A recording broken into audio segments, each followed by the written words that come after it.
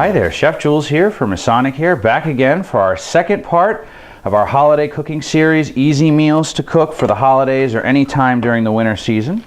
And if you remember in our first video, we made a delicious butternut squash soup, which could be an appetizer for a big meal with family and friends, or a light snack for any time during the week or early afternoons. And I have this leftover butternut, and I just wanted to show how easy it is. When we roast that beautiful squash, we can place our butternut right in this Ziploc bag like so. That's the meat right there. You can pop that right in the freezer, pull this out anytime before you go to work in the morning, early in the afternoon, and when it's thawed, you put it together with your favorite ingredients and you've got yourself a quick and easy healthy soup. So while we've got that working, we have some other things we want to prepare, which is a substantial meal for friends and family, but easy to do. So we're going to make some very, very healthy vegetables using our friends' Brussels sprouts. Don't be afraid of these little guys. They're fantastic in flavor, really, really tasty. We're also going to prepare our good old friend, sweet potato. Everybody likes a sweet potato. Here at Masonicare, I can't tell you how many sweet potatoes we sell. They're one of our favorite side dishes with any meal. And then, of course, we're going to cook a holiday turkey, a small 11-pound turkey, which is perfect for 3 to 4 people. You can obviously go bigger if you have more guests, but these are really easy ways to prepare them. So the first thing we want to do is we're going to get our sweet potato going, and of course, we're just going to peel this down. And all we're going to do is we're just going to simply peel, and sweet potatoes are in season. I picked these up at the local produce market. We do a lot of business with them here at Masonicare. These were grown right here in Connecticut, and that's what it's all about. You know, you want to use ingredients that are right in your backyard, locally sustainable. That's really what we do here throughout the continuum in our culinary kitchens, especially this time of year, because you know in a few months the snow will be on the ground and we'll have to rely on some produce from other parts of the country, so take advantage. So I have these lovely sweet potatoes here, just gave them a quick peel. And actually I'm going to peel that one just a little bit more. You know, you don't have to be perfect. The skin is actually full of nutrition, so it's really up to you. I personally don't mind leaving a little bit in there. I think it's good, and I'm just going to give these a nice little chop. And just like any potato or any product you would use, we're just going to put these right in our boiling water here. We're going to let those boil until they're tender, and then we're going to get to our next step. So while that's cooking, we're going to start preparing our Brussels sprouts. Now, I know there's some of you out there that have never met a green vegetable that you like, but I ensure that these Brussels sprouts are worth every bite that you take in. Whether you like them or not, they are nutrient packed. They fall again in the superfood category. They're a cruciferous vegetable, and they're just so cute. You just have to eat them. Now, there's a couple different ways. Now, today we're going to show simple. Now, what I'm doing here is I've sliced these right in half, as you can see. And they have a little bit of a rib to them, and we want to take that out. Now, you don't want to take it all out, but sometimes that can be a little tough and it takes a little longer to cook. So we want to do this reasonably quickly. You know, we're going to prepare this for our meal, so we just want to slice those little ribs out, just like that. Now, there's a lot of preparations, you know, little cabbages or little Brussels sprouts, just like they are. You can do a lot of different things, but today we're doing nice, simple, easy cooking. I'm just going to pop those out right there, and we'll do one more. And just be careful. You know, you can use a smaller knife, of course, if you're not comfortable with the large knife. You can do whatever you'd like to use. For me, I'm okay with this one. We have a little bit of practice using it. So we're going to take our little Brussels sprouts. We're going to move them off to the side. We're going to take our bowl here, nice bowl. We're going to take our Brussels sprouts. Now, what we have here, and what one of the chefs in our kitchen here prepares, this is an olive oil, but it's got a bunch of different herbs and seasonings and spices in it. So we're going to place this right in here, and this just has a little extra flavor. So it's a seasoned oil. If you want to make it at home, you can put whatever you want in your oil, seal it up, let it sit for a few days, and you'll infuse that flavor. But certainly if you're at the grocery store, there's numerous brands that work fine if you want a seasoned oil. We make this one in-house. We're going to use a little salt, a little pepper. We're going to take our mixing spoon. We're going to make sure that oil and that flavor gets nice and mixed in there as well. Really well. And then we'll take a nice sheet pan right here with a piece of parchment paper. We're going to slide these right on the pan.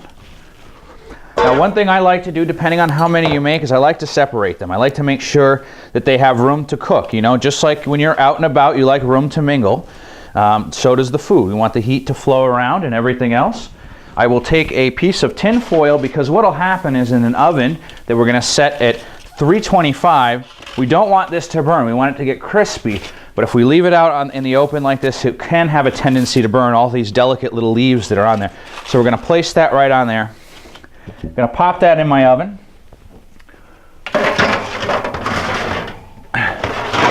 And what you'll have in about 20 to 25 minutes is these beautiful, crispy, delicious Brussels sprouts. And I can tell you in a moment we're going to taste these, but these have the flavor of our infused oil, a little salt, pepper, and then the Brussels sprout itself. You know, this is the time of the year for the bounty, so there's a tremendous flavor. So if you don't like Brussels sprouts, I assure you, give it a shot this holiday season. You may think differently. And of course, if you have those skeptics, you can always add our favorite friend, bacon, too. Bacon fat always adds a little flavor. But today, we're keeping this super simple. So just olive oil, salt and pepper, slow roast in the oven. That's what you're going to get. So we're going to set these aside. And we're going to start working on our sweet potato. So our sweet potatoes have been cooking here in our pot, nice and soft. So we're going to pull these out. I'm going to strain these and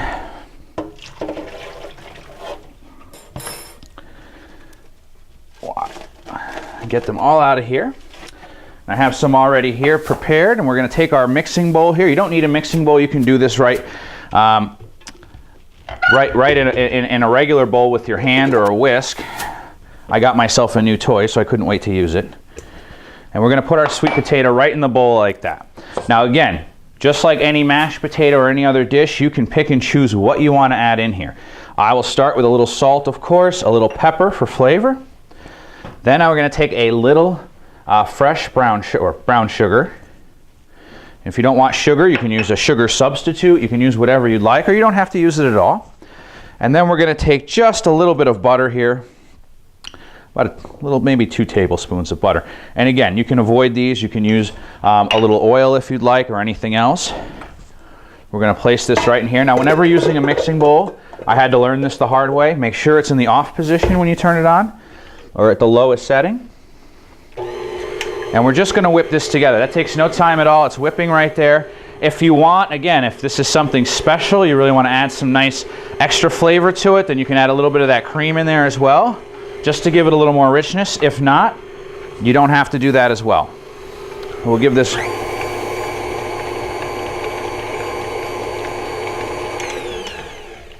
Now, if you're looking to do... Now, I have one of these fun, fancy little ramekin dishes, and I know throughout the holidays we make different types. Sweet potatoes come in all shapes and forms, and different families do different things. So if you want to put marshmallows or anything else on top, these are really great little ways to do that, because then you can place them right in there. Nice little marshmallow. You can place them right in these little baking ramekin dishes, and they don't have to be perfect. I kind of like when they look a little messy like that, and just kind of have this nice dollop there. And there's your little sweet potato, and then you can put your marshmallow on there, bake it in the oven again if you'd like to. Sprinkle a little extra brown sugar right on top. So we'll set that right off to the side. And now for the main feature, our turkey. Now, depending on what you do, you can use turkey is a pretty popular bird through the holiday season, and I have this lovely turkey here. I'm actually going to move this out of the way. This is about a 13-pounder, actually. I think I said 11. It's actually 13 pounds. And this is perfect. This is going to feed 4 to 5 people for a dinner. Very easy. You find them all over at the grocery store. Certainly in the coming weeks and months, it's going to be the turkey invasion, at least in the grocery stores all over the place. So what do we do with these? And you know, a lot of times people get concerned. How do I cook them? What do I do? It seems like a lot of work. Well, when you purchase these, obviously you want to thaw these out. I highly recommend thawing them naturally. Now, don't rinse them under water or anything. Leave them in your refrigerator. Let them thaw out for a couple of days. Then clean out the insides. Usually they'll come with a neck or different, the lungs, hearts, whatever pieces are going to come with it. Once you clean it out, we'll rinse the bird. Now, don't be afraid to get your hands dirty, but what I like to do is I like to take a little butter, and I like to just glaze the outside of the bird with a little butter. A little bit of fat. It's going to help seep in there, give the bird some nice flavor, as well as it's going to help brown the skin. So we're going to cover that up with just a nice little layer of fat. What it's really going to do is it's going to help hold my seasoning, and that's really the key part. Now, whenever working with poultry, you get your hands on here, you certainly want to wash your hands, so we're just going to rinse our hands off here for a moment. rinse my hands off just for a second here. Perfect. Put our bowl right there. All right. Now I'm going to take, and it seems to have disappeared. Well, we're going to take, what I do, sometimes you want your bird to stand up. You don't want it to fall over. Now this one sits really well, but there's a technique. See this wing? And you're going to flip it underneath the bird. So I'm going to do that again. See the wing here, normal, relaxing, hanging out. You flip it right underneath the bird. Take the wing, flip it underneath the bird.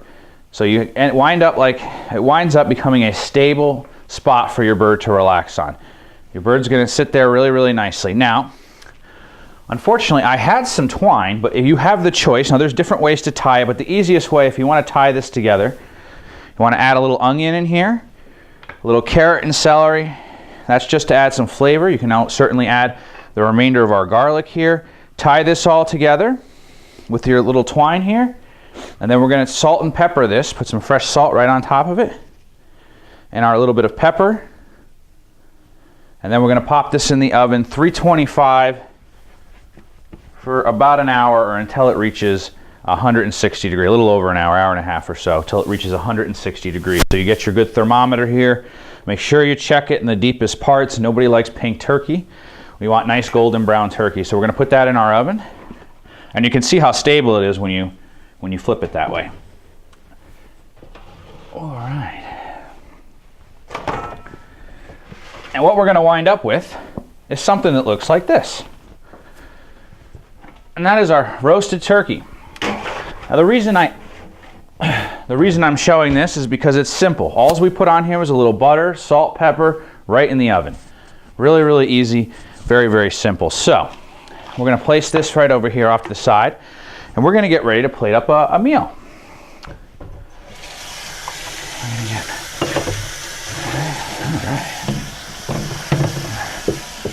So we're going to take our nice cutting board here. Going to get ready. We're going to take our plate.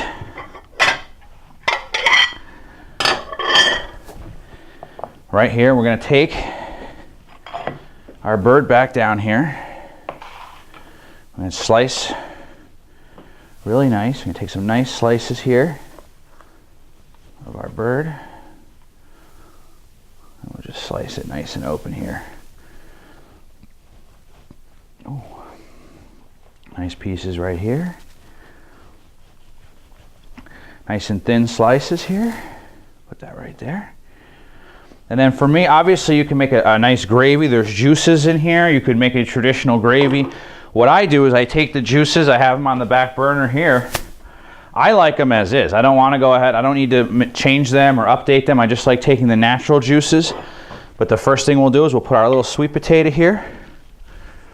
Our beautiful little Brussels sprouts that we've had. Nice, colorful Brussels sprouts.